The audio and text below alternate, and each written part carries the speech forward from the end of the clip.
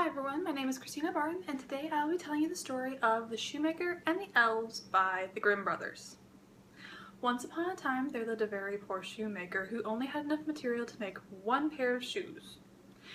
He went home that night and decided to go to work on the shoes the next morning.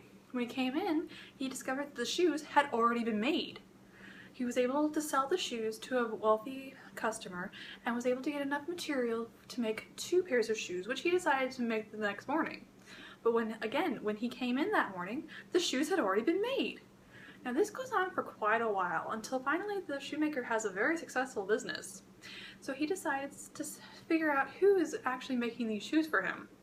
He hides himself in his workshop until late at night when the door opens and 2 naked little men walk in and just start working at his workbench, as if that was their spot. Well, the next morning, he tells his wife about this, and she just gets really, sad and says, well, they've done so much for us, can't we do something for them?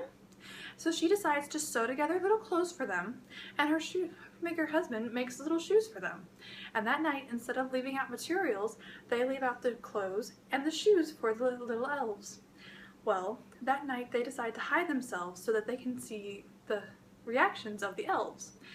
The 2 little men came in and walked up to the workbench like normal and were about to get ready for work, only to discover that there was clothes instead of shoes. They started dancing around all excited and singing, "What spry and dandy boys are we, no longer cobblers we will be," and put on their clothes and were never seen again.